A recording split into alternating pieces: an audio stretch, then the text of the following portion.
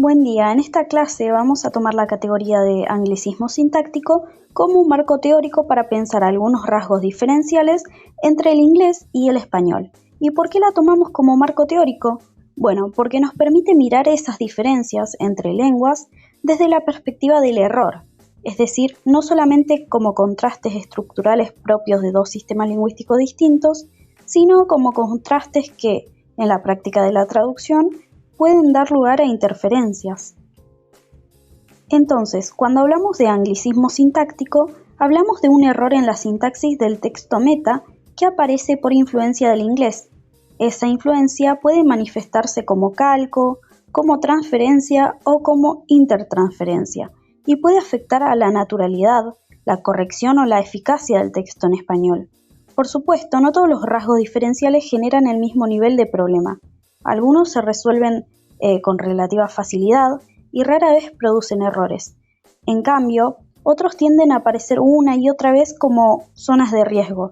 Y justamente en esa etapa nos tenemos que enfocar en esos casos, en los rasgos diferenciales que con más frecuencia generan errores morfosintácticos y que por esto mismo conviene abordar desde la clasificación de los anglicismos sintácticos.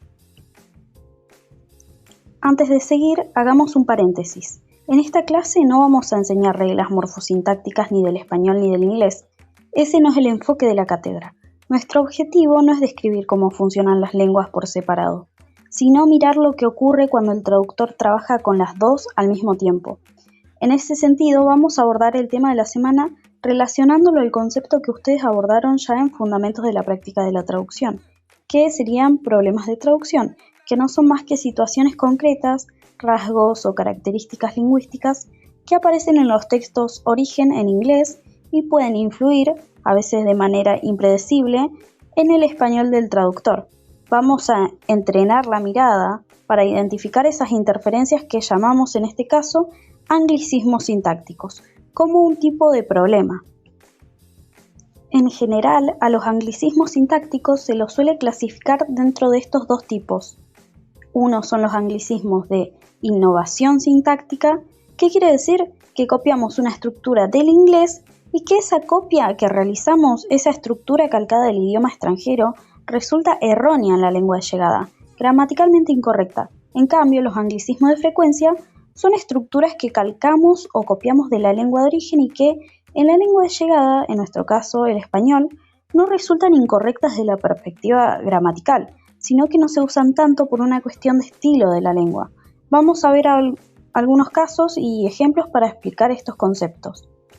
Y bueno, una diferencia estructural importante entre el inglés y el español es el uso del artículo. Este rasgo lingüístico puede originar tanto anglicismo de frecuencia como de innovación sintáctica. Una de las tantas diferencias que se dan es que en inglés, especialmente en los textos técnicos o generales, cuanto más abstracto o general es el enunciado, más probable es que se omita el artículo definido, mientras que en español esta omisión no es correcta. El artículo ya cumple una función gramatical clave para marcar el grado de finitud y muchas veces su presencia es obligatoria. Para ampliar sobre este tema podemos consultar la nueva gramática de la lengua española, en la que se indica que el uso de artículo depende del tipo de grupo o sintagma nominal que encabeza, si es definido, indefinido, específico, inespecífico o genérico, y también de la función sintáctica de ese grupo nominal. Por eso, si copiamos o calcamos estructuras inglesas en las que el artículo está ausente, podemos incurrir en un anglicismo de innovación sintáctica si se genera una construcción agramatical o de frecuencia. En este ejemplo, omitir los artículos definidos en los libros sería un anglicismo de frecuencia y omitirlo en la inteligencia artificial da como resultado un enunciado agramatical. Y bueno, ahora bien, el posesivo en español presenta ciertos problemas estructurales que no están presentes en el inglés. A diferencia del inglés, que distingue claramente género y número entre his, her, its, their, el español usa su para todos estos casos. Esto puede generar ambigüedad referencial, especialmente en textos donde hay varios sujetos posibles. Así, puede darse un error de sentido por copiar la estructura del inglés, aunque no es un error gramatical. Como vemos en el ejemplo en español, su renuncia puede referirse tanto a la ministra como al presidente. el posesivo no aclara de quién es esa renuncia, y si el contexto no ayuda, el lector puede interpretar mal el sentido de la noticia. Notemos que la solución o recurso que usamos fue reorganizar la información para salvar la ambigüedad. Pasemos ahora al caso de los posesivos.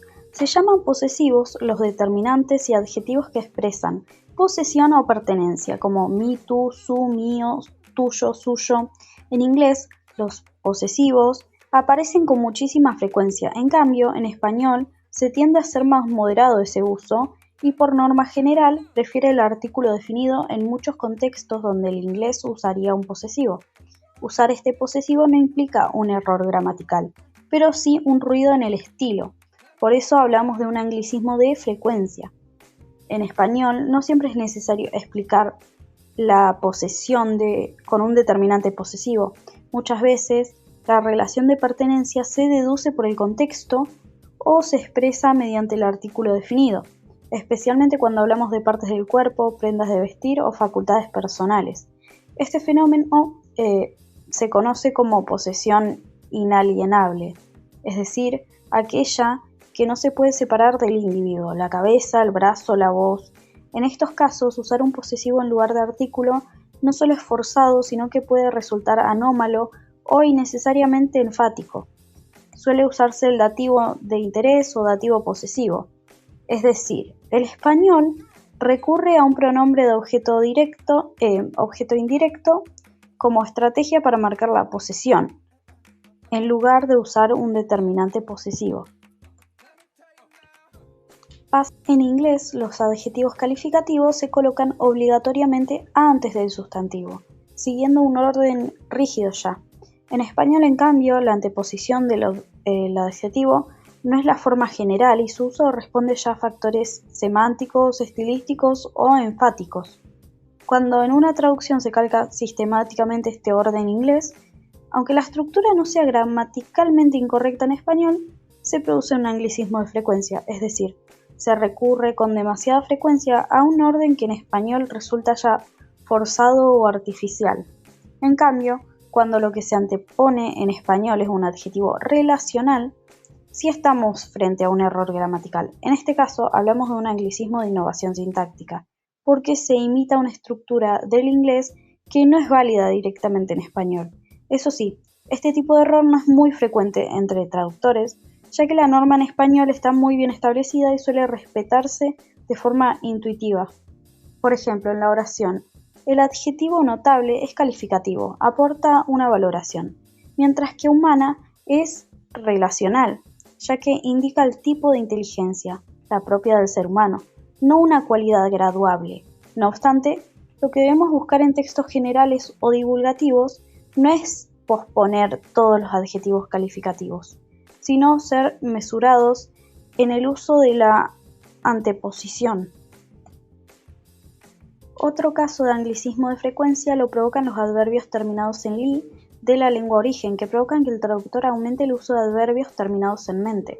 Si bien no son gramaticalmente incorrectos, cuando el uso es exagerado se considera un error de estilo, e incluso cuando aparecen de forma continua generan una cacofonía que afecta la capacidad en el lector meta del texto meta de comprender.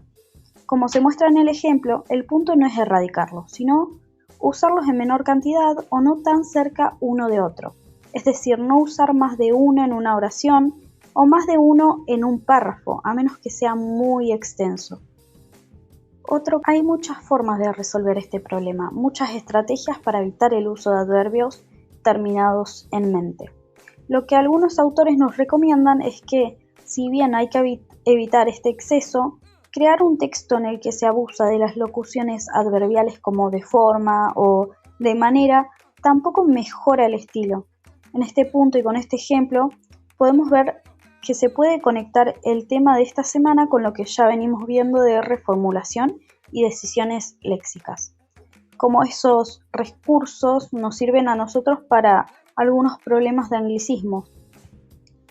Otro anglicismo de frecuencia es el uso innecesario del sujeto pronominal explícito, es decir, el uso reiterado de pronombres como él, ella, ellos, yo, tú, cuando no hacen falta en español. ¿Por qué se da esto? Porque en inglés el sujeto es obligatorio. En español, en cambio, la flexión verbal ya contiene esta información, por lo que el sujeto se omite, salvo que se quiera marcar énfasis o sea necesario evitar una ambigüedad.